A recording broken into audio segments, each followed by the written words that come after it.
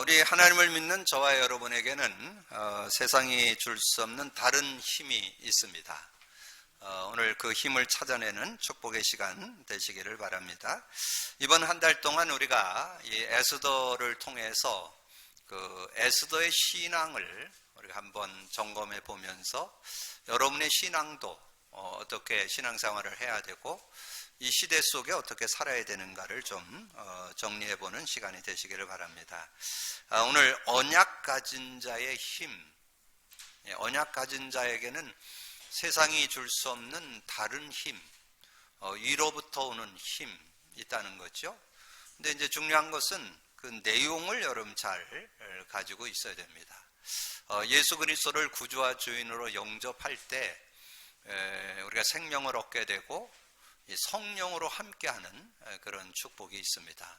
그래서 구원받은 자에게는 성령 내주, 성령 인도, 성령 역사의 축복이 있습니다. 그걸 얼만큼 실제화시키느냐가 신앙생활의 모든 것이라고 할 수 있겠습니다. 그래서 요한복음 14장 16, 17절에 보면 그렇게 말씀을 했죠. 내가 아버지께 구하겠으니 그가 또 다른 보혜사를 너에게 주사, 보호하시고 은혜 주시고 가르쳐주는 분 너에게 주사 영원토록 너희와 함께 있게 하리니.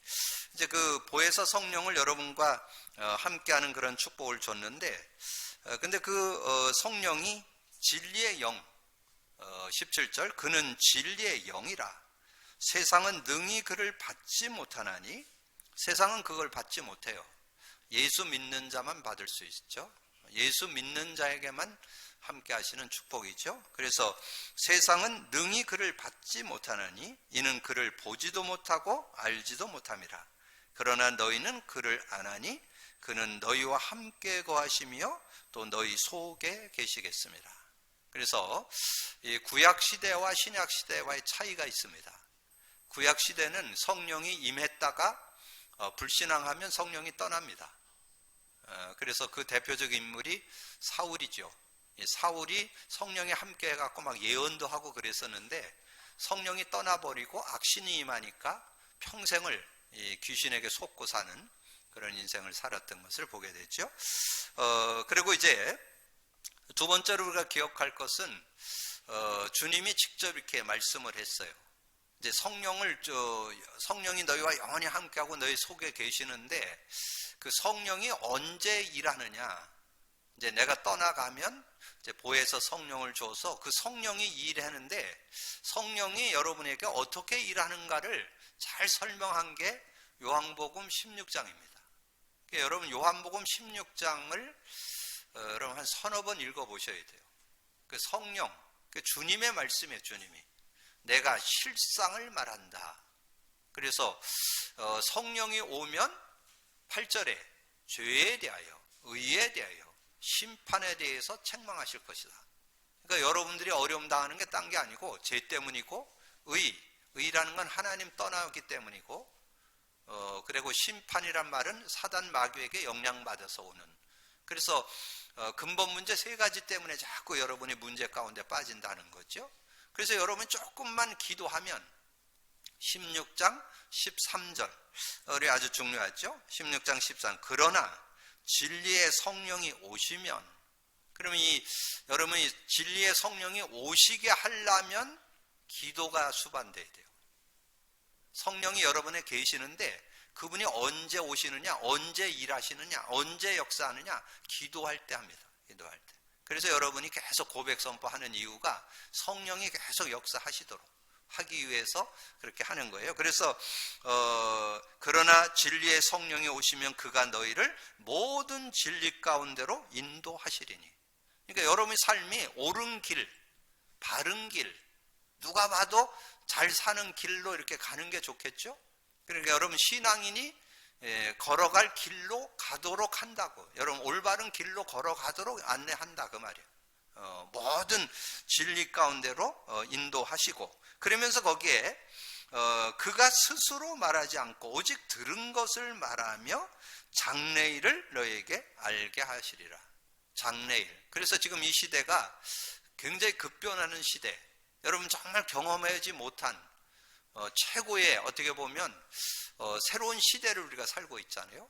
이 코로나로 인해 가지고 지금 뭐 해외 여행도 잘 안 되고 지금 뭐 이렇게 명절이 돼도 자유롭게 만나러도 못 가고 편하게 식당에 가서 밥도 못 먹고 뭐 이런 굉장한 새로운 시대를 지금 만나고 있습니다. 이제 그것뿐만 아닙니다. 지금 이제 굉장히 그 코로나로 인해서 일어나는 여러 가지 일, 그뿐만 아니라 정확한 시간표 속에 지금 이 4차 혁명 시대가 지금 도래하고 있어요. 4차 산업 시대. 4차 산업 시대가 지금 4차 산업 시대는 어떤 모여서 하는 그런 거보다는 이 재테크, 가정에서 이렇게 뭐 자유롭게, 그러니까 비대면으로 하는 것이 보편화되는 시대. 지금 뭐 많은 그런 여러분 은행 거래도 여러분 은행 거의 안 가잖아요. 근데 이제 그것이 아주 더 구체적으로 해서 은행이 다 없어질 정도로 지금 바뀐다는 거죠. 그게 4차 산업 시대입니다. 4차 산업 시대. 그러면 그런 4차 산업 시대가 그냥 갑자기 오면 여러분이 대비를 못할 텐데 이 코로나가 축복이요. 코로나를 통해서 그럼 이게 지금 만날 수 없고 함께 할 수 없으면 어떻게 살아가야 되는가를 깨닫게 하는 요게 장래일입니다. 장래일. 지금 많은 변화가 있잖아요. 지금 우리 교회에서도 지금 구역 예배에 그 기간 예배에 원래 예배는 신교를 목적으로 해서 이렇게 모이도록 하는 게 목적인데 함께 못 모여. 그래서 그냥 줌으로 이렇게 지금 화상으로 이렇게 대화하는 그런 상황이 됐잖아요. 자, 이런 부분들. 그리고 앞으로 지금 뭐 렘넌트 사역에서는 특별히 더 합니다. 렘넌트들 뭐 특별히 어린 아이들은 또 그런 것들이 어떤 예비가 그 어떤 그런 코로나로 인해서 어떤 것들을 이렇게 대처할 수 있는 그런 능력들이 약하니까 이제 부모들이 안 보내잖아요. 그럼 아이들이 안 와요. 그러니까 안 오니까 지금 어떻게 그러면 지금 이제 뭔가 요즘에 여러분 가끔 그런 거 보잖아요. 요즘 뜨고 있는 거 뭐예요? 어떤 사람이 자기가 이렇게 셀프로 사진 찍어가지고 그걸 내보내갖고 그 시트 쳐가지고 막 그렇게 저거 하잖아요. 그 얼마 전에 보니까 뭐 굉장히 그 떴던 그 홍콩의 그 영화 배우가 자기가 이렇게 뭐 이렇게 해갖고 했는데 거기에 뭐 몇백억이 들어왔다고 돈이 벌게 됐다고 뭐 그런 얘기도 뜨고 그러더라고요. 그 지금 시대가 그런 시대예요. 지금 미디어 시대. 그럼 그런 것들을 우리 교회가 빨리빨리 갱신해 나가야 지금 시대의 흐름이 그렇다니까요. 시대의 흐름이. 지금 그래서 하나님께서 중요한 그 시간표를 지금 이 시대에 주지 않는가 이렇게 생각이 됩니다. 자, 그러면서 이제 우리에게 실제적인 여러분의 힘이 사도행전 1장 8절입니다. 예수님이 부활 승천에 가시면서 너희들이 세상 내가 남겨두고 가는데 너희들이 세상에서 세상을 이기는 방법 다른 거 없다. 오직 성령이 너에게 임하면. 그럼 여기에도 기도가 전제되어 있습니다. 성령이 임하려면 기도하셔야 돼요. 기도하셔야 돼요. 그럼 기도 중에 기도, 가장 짧고 확실한 기도가 고백 선포입니다. 그때 하나님이 성령으로 역사하시는 그런 축복이 있기 때문에 그래서 여러 가지 질병이 있고 영적으로 정신적으로 어려움이 있는 분들은 고백 선포를 계속 하셔야 돼요. 왜냐하면 그렇게 계속 해야 영적 리듬이 생겨요. 영적 리듬이 생겨야 건강이 옵니다. 그냥 한 번 충격받았다고 건강이 회복되는 게 아니에요. 그 병드는데도 오래 걸렸지만 그걸 회복하고 치유하는데도 시간이 걸려요. 그 영적 리듬을 타야 되고 그러면 영적 시스템이 거기에 이렇게 형성이 되는 거예요. 그렇게 될 때 여러분의 삶이, 여러분 체질이 바뀌는 거예요. 그래서 치유의 역사가 일어나는 거거든요. 그래서 계속 고백 선포를 하셔야 이 성령의 능력을 제대로 누리고 그리고 여러분이 세상을 살아가는 능력, 세상을 살아가는 지혜, 세상을 살아가는 모든 것이 이 성령의 능력 안에 이 다른 힘이 있어야 돼요. 다른 힘. 그래서 오늘 여러분 그 서론의 세 문장을 드렸는데 그 성구를 드렸는데 그 성구는 그 구약 시대에 최고로 응답받았던 사람 3명을 뽑아서 설명드린 거예요. 그 중에 대표적인 인물이 요셉이잖아요.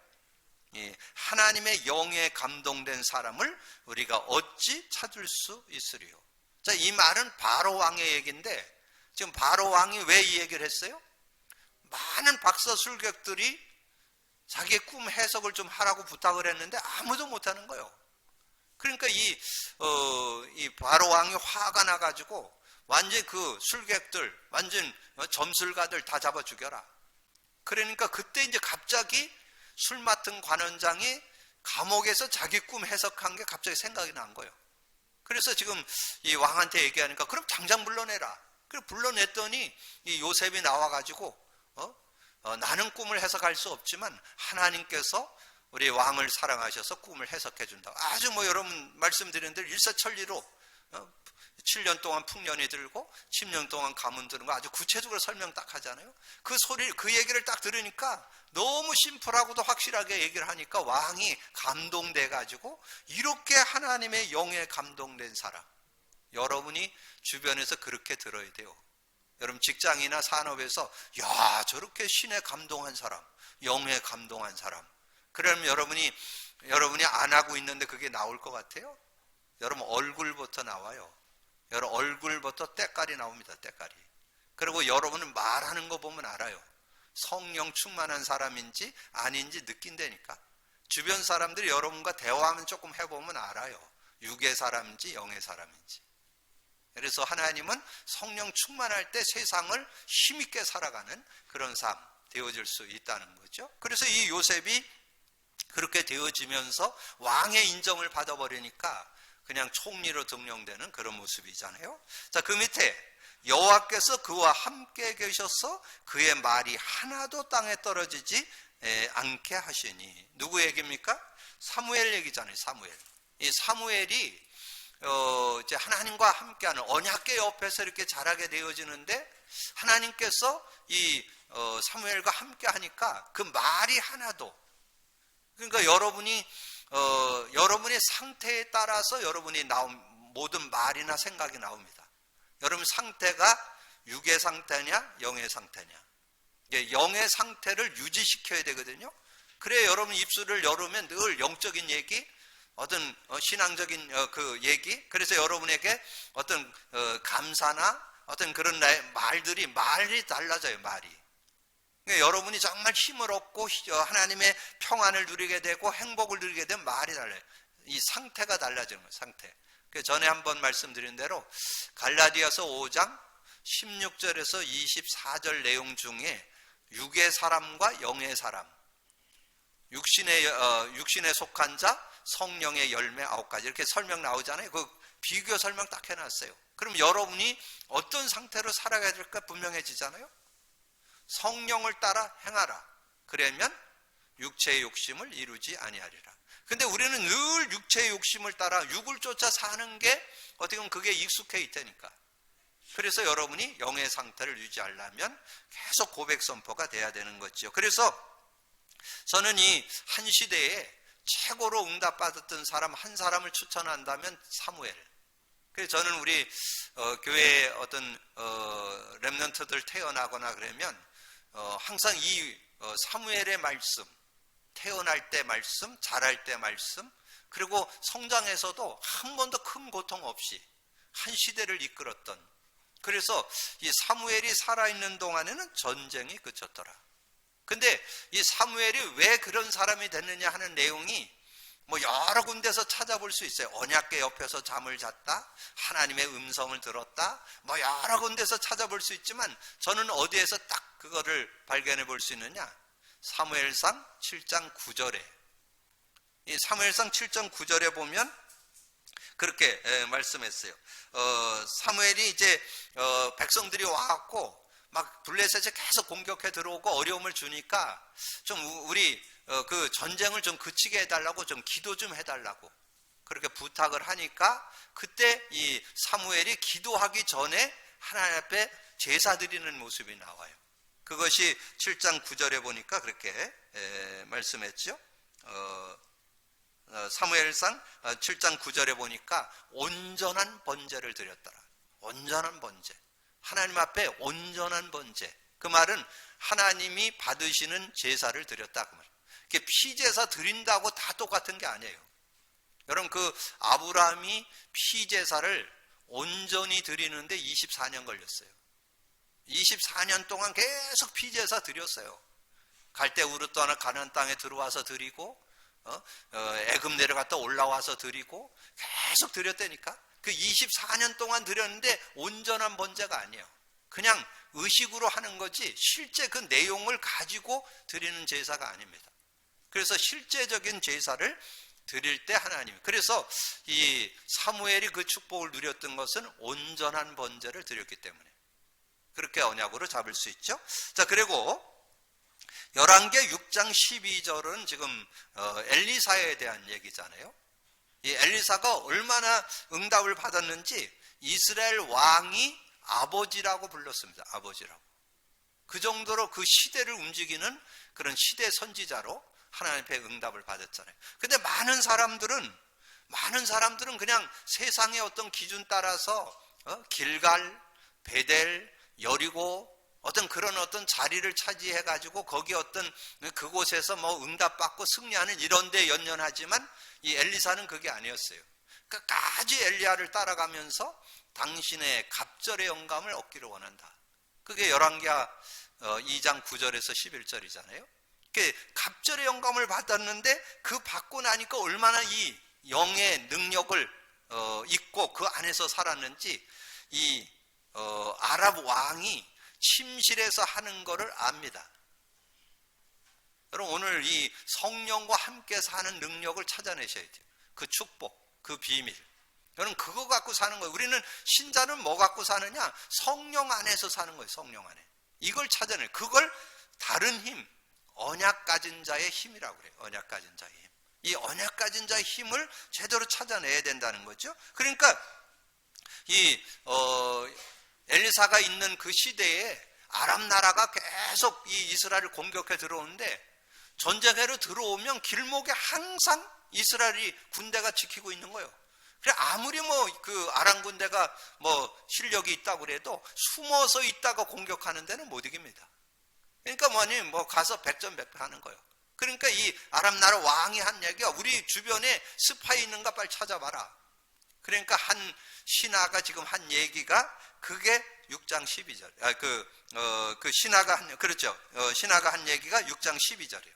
왕이 침실에서 하신 말씀을 이스라엘 왕에게 고하는 누가? 엘리사가. 여러분, 이런 지혜가 성령 안에 들어있다니까.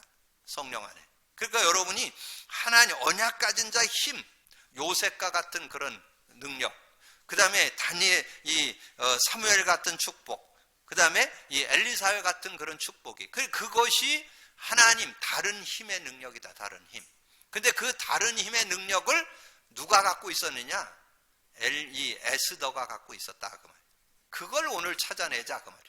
에스더가 그 힘을 갖고 있었기 때문에 에스더는 당당하게 승리하는 그런 삶이 되었다 하는 것을 우리에게 말씀해 줍니다. 그러면서 오늘 본문 내용이 뭡니까? 이 권력자 하만이 있었어요. 근데 이 하만의 권력이 보통 권력이 아니에요. 왕 다음으로 왕이 아예 명령을 내려갖고 모든 대신들을 위해 그 위에 있는 사람으로 세워줬고 모든 사람들이 다 이 하만에게 무릎을 꿇는 그런 내용이 오늘 본문 앞에 3장에 보면 나오죠. 자, 3장 1절에 보니까요. 그 후에 아하술의 왕이 아각스라 함무다다의 아들 하만의 지위를 올려 함께 있는 모든 대신들을 위해 뒀다 그랬잖아요. 근데 그 이름의 뜻이 외로움 고독, 외로움 고독, 불신자 상태의 아주 전형의 모습이잖아요. 외로움과 고독. 그러니까 겉으로는 화려하지만 그 외로움과 고독을 갖고 있는 그런 그 이름의 뜻이 그런 뜻이에요. 하만이라는 뜻이.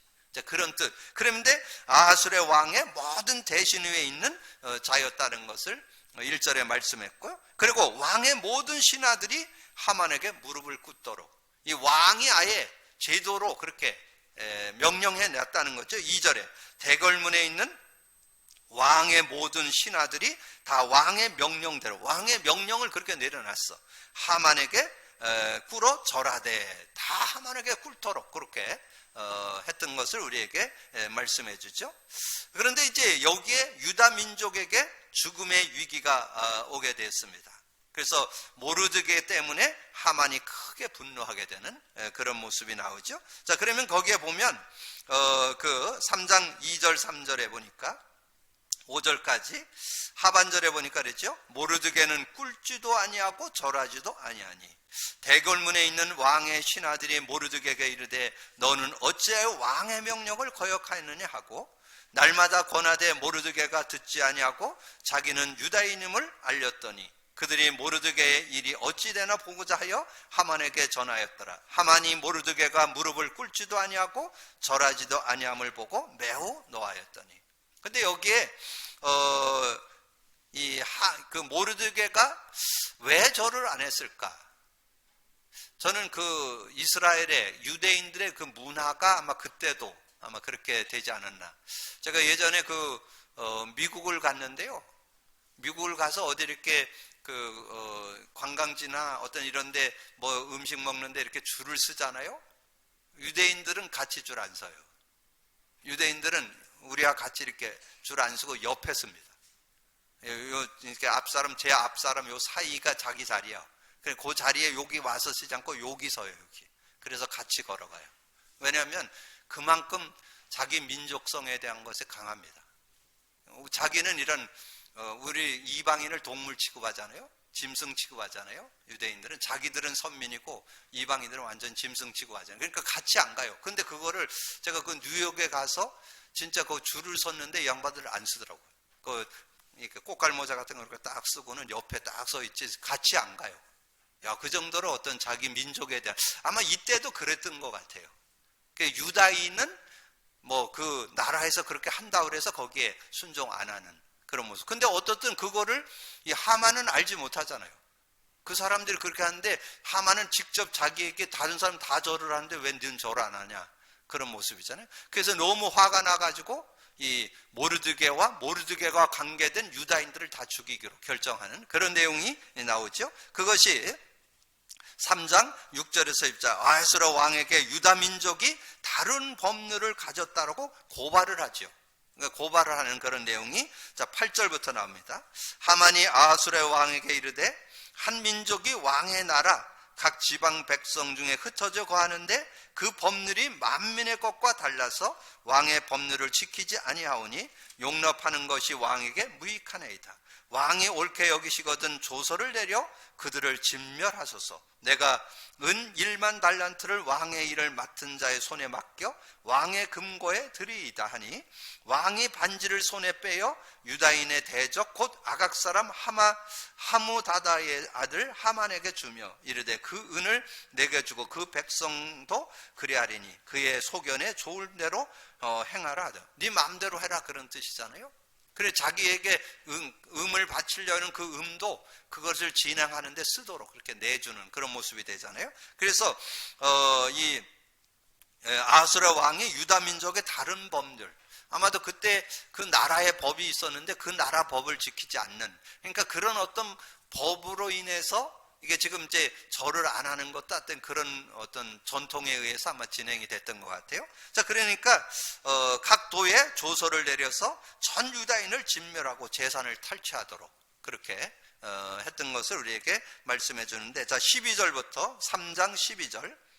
첫째 달 30일에 왕의 서기관이 소집되어 하만의 명령을 따라 왕의 대신과 각 지방의 관리와 각 민족의 관원에게 아하수레 왕의 이름으로 조서를 쓰되 곧 각 지방의 문자와 각 민족의 언어로 쓰고 왕의 반지로 인치니라. 이에 그 조서를 역졸에게 맡겨 왕의 각 지방에 보내니 12째 달 곧 아다날 30일의 하루 동안에 모든 유다인을 젊은이 늙은이 어린이 여인들을 막론하고 죽이고 도륙하고 진멸하고 또 그 재산을 탈취하려 하였고 그 명령을 각 지방에 전하여 조서의 초본을 모든 민족의 선포 그날에 이하여 준비하게 하였더라. 그래서 완전히 유다인들을 다 진멸하는 그런 모습. 자, 이런 모습들을 볼 때 지난주 메시지 좀 생각나죠? 이 에스더가 미리 얘기했으면 아마 그 왕비로 나서는 서류도 못 내볼 거예요. 아마 그 반대가 심해서 아마 서류도 못 냈을 거예요. 그리고 서류 냈다고 했는데 그때 오늘 말씀해 보면 왕비가 됐을 때도 그거를 발표를 안 합니다. 안 밝힙니다. 왜냐하면 그렇게 해도 바로 또 폐위될 수도 있으니까. 그러니까 그걸 숨기는 그런. 그래서 여기에서 중요한, 여러분 메시지의 중요한 포인트가 3번이라고 그랬죠. 오늘 3번만 여러분 잘 기억하면 돼요. 앞에 거는 한번 읽어보면 되는 거고 3번이 중요해요. 하만이 모르고 있었던 것이 있습니다. 에스더가 유다인임을 모르고 있었죠. 유다인임을 밝히지 않았으니까요. 그래서 지난번 말씀드린 대로 2장 10절에 보면 에스더가 자기의 민족과 종족을 말하지 아니하니 이는 모르드게가 명령하여 말하지 말라 하였습니다. 2장 20절에도 에스더는 모르드게가 명령한 대로 그 종족과 민족을 말하지 아니하니 그가 모르드게의 명령을 양육받을 때와 같이 따름이더라. 그러니까 그게 말을 하지 말아야 돼요. 말을 하면 아마 제가 보기에는 왕비를 이렇게 뽑는데 추천하는데 추천도 못 받았을 뿐만 아니라 왕비가 됐어도 아마 거기에서 쫓겨나는 그런 모습이 되지 않았을까. 그래서 어쨌든 그런 모습 속에 이제 왕후 에스더가 이제 민족의 위기를 알게 되는 그런 모습이 오늘 읽은 4장 7절 8절에 나옵니다. 7절 8절에 보면 모르드게가 자기의 당한 모든 일과 하만이 유다인을 멸하려고 왕의 금고에 바치기로 한 은혜의 정확한 액수를 하닥에게 말하고 또 유다인을 진멸하고 수산궁에서 내린 조서 초본을 하닥에게 주어 에스더에게 보여 알게 하고 또 그에게 부탁하여 왕에게 나아가서 그 앞에서 자기 민족을 위하여 간절히 구하라 하니. 그래서 이스라엘 유다인들이 어려움 당하는 지금 모르드게가 왜 그렇게 지금 베옷을 입고 그러고 있는지, 지금 유다인들이 어떤 어려움을 당하는지 이것을 다 알게 되는 그런 내용이 나오잖아요. 그러면서 이제 모르드게가 이제 에스더에게 네가 이럴 때 이런 민족의 어려움을 왕 앞에 말하라고 이렇게 좀 부탁을 하죠. 그랬더니 에스더가 얘기하는 거예요. 내가 지금 30일이 되도록 부른 적이 없는데 어떻게 갑자기 가느냐고. 근데 갑자기 가면 여러분 잘 아시는 대로 왜 왕에는 어떤 술 맡은 가는 장, 떡 맡은 가는 장이 있듯이, 왜냐하면 그 왕을 보호해야 되니까. 그러니까 왕이 부르지 않았는데 가게 되면 모반을 일으키는 어떤 왕을 암살하려고 한다고 해가지고 죽인다는 거예요. 그래서 부르기 전에는 갈 수가 없다는 거예요. 그게 법으로 이렇게 정해져 있다는 거죠. 자, 그런 모습에, 그러니까 에스더가 금식한 후에 규례를 어기고 왕에게 나가는 결단을 하게 되는데, 여러분 10절 11절 4장 10절 11절 보세요. 에스더가 하닥에게 이르되 너는 모르드게에게 전하기를 왕의 신하들과 왕의 각 지방 백성이 다 알거니와 남녀를 막론하고 부름을 받지 아니하고 안뜰에 들어가서 왕에게 나가면 오직 죽는 법이요 죽이는 법이요 왕이 그 자에게 금규를 내밀어야 살 것이라. 이제 내가 부름을 입어 왕에게 나가지 못한 지가 이미 30일이라 하니라. 아직 30일 동안 한 번도 못 나갔는데 갑자기 나가면 어떻게 되냐. 이거 얼마든지 생각해 볼 수 있는 일이잖아요. 그때 이제 그것을 듣고는 이 모르드게가 이제 다시 얘기하죠. 그가 12절 그가 에스더의 말을 모르드게에게 전하매 모르드게가 그를 시켜 에스더에게 화답하되 너는 왕궁에 있으니 모든 유다인 중에 홀로 목숨을 건지리라 생각지 말라. 이때에 내가 만일 잠잠하면 말이 없으면 유다인은 다른 데로 말미암아 노임과 구원을 얻으려니와 너와 네 아버지 집은 멸망하리라. 내가 왕후의 자리를 얻은 것이 이때이함이 아닌지 누가 알겠느냐. 그때 이제 이 에스더가 그걸 듣고 결단하죠. 에스더가 모르드게에게 해답하여 이르되 당신은 가서 수산에 있는 모든 유다인들을 모으고 나를 위하여 금식하되 밤낮 3일을 먹지도 말고 마시지도 마소서. 나도 나의 시녀와 더불어 이렇게 금식한 후에 규례를 어기고 왕에게 나아가리니 죽으면 죽으리이다 하니라. 그래서 여기에 에스더의 그런 결단, 지금 30일 동안 부르지도 않아서 그냥 가면 죽임을 당하는 것이 보편화되어 있는 그런 법으로 되어 있는 그런 시간 속에 자기가 금식한 후에 이제 왕 앞에 나가겠다는. 그래서 여러분이 서두에 말씀드렸던 대로 우리에게는 다른 힘이 있습니다. 근데 그 다른 힘을 사용하는 결단이 필요합니다. 그걸 기도라고 그래요. 그래서 진짜 결단해서 하나님의 응답을 받았던 한 사람을 소개해야 된다면 다니엘입니다. 다니엘.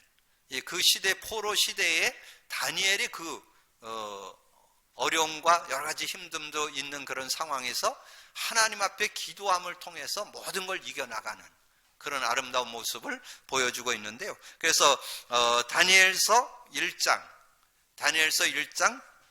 8절에서 21절까지 내용, 그 다음에 다니엘서 6장 1절에서 22절 내용, 이렇게 여러분 조금 정리해 두면 실제 다니엘서 1장 1절에서 21절, 그 8절에서 21절, 다니엘서 6장 10절에서 25절까지 보셔도 되고, 그 다음에 다니엘서 10장 12절, 다니엘서 10장 전체를 한번 이렇게 좀 정리해 보면서 주제 요절은 12절.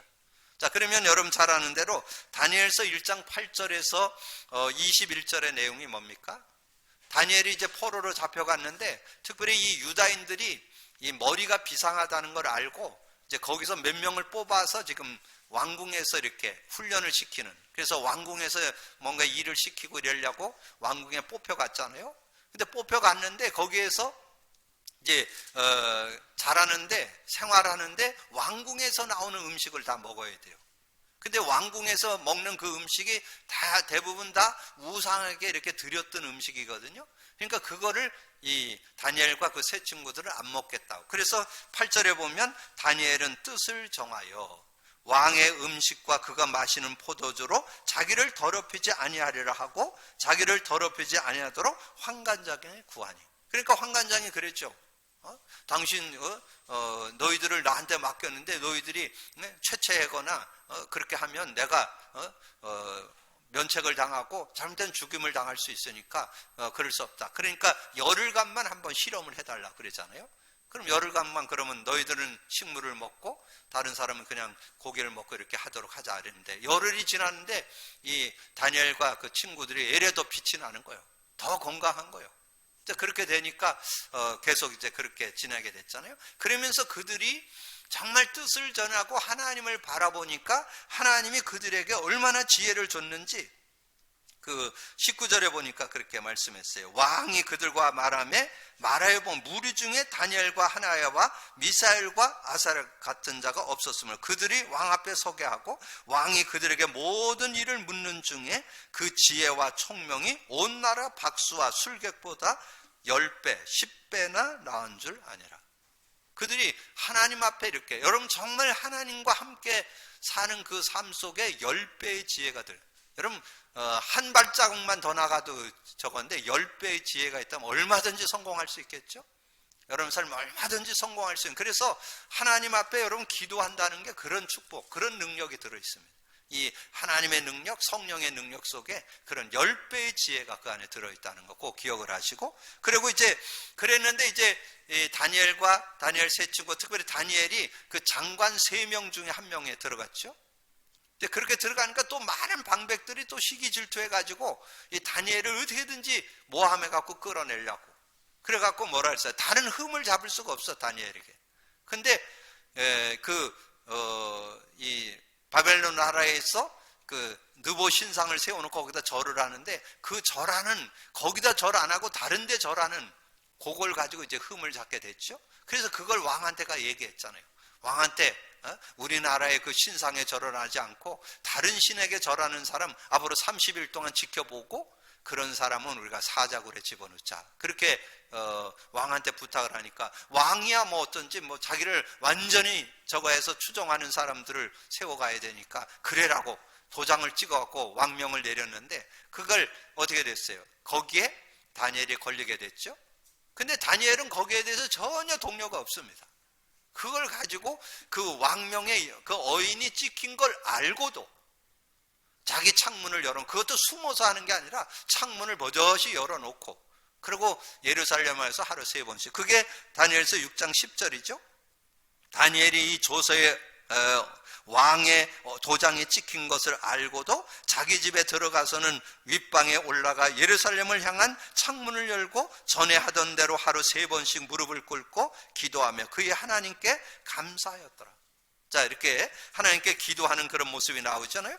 그렇게 이제 하나님께 기도를 이렇게 드리는데, 그렇게 드리는데 그런 딱 이렇게 사자굴에 들어갈 그런 상황이 딱 되니까 누가 제일 걱정하냐면 왕이 그제야 아는 거예요. 아, 속았구나.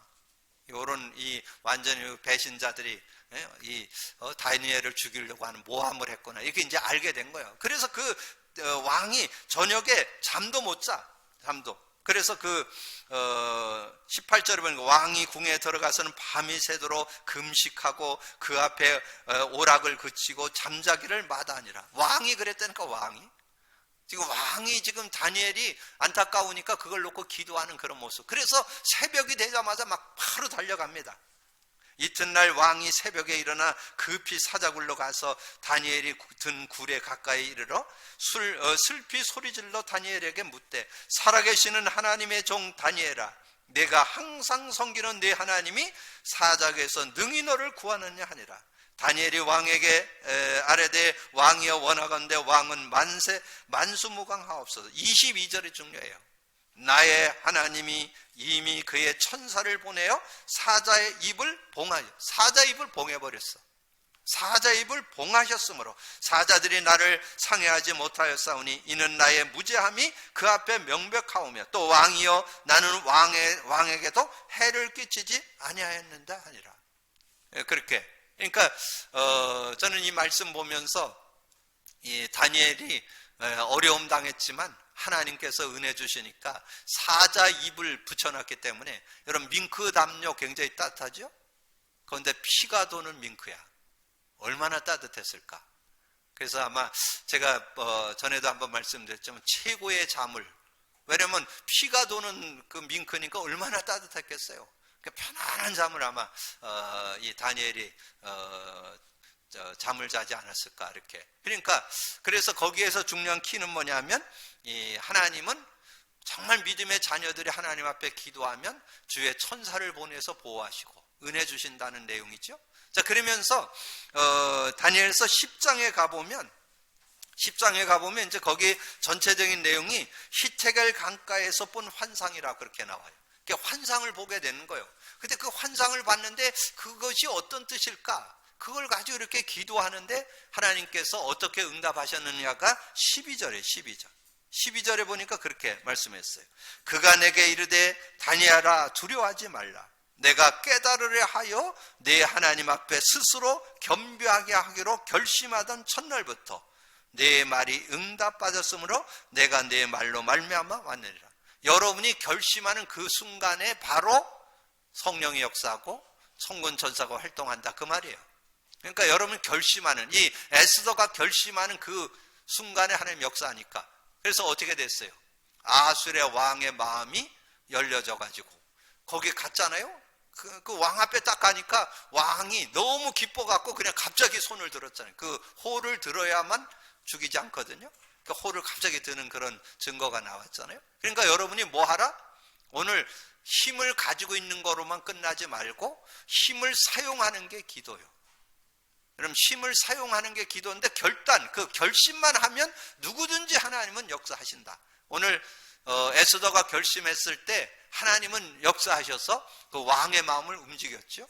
그리고 이 다니엘이 뜻을 정할 때 다른 사람보다 10배의 지혜를 얻게 되고, 하나님 앞에 기도할 때 사자굴에 들어가는 위기가 있었지만 도리어 그것이 최고의 축복을 얻는 편안한 잠을 자게 되는 그런 시간표였고, 그리고 정말 이렇게 해석하기 어려운 그런 일들이 환상을 통해서 봤는데 그걸 놓고 기도하는데 바로 또 천사를 보내서 그 일이 어떠한 일이라는 걸 보여주는, 하나님이 그렇게 역사하시는.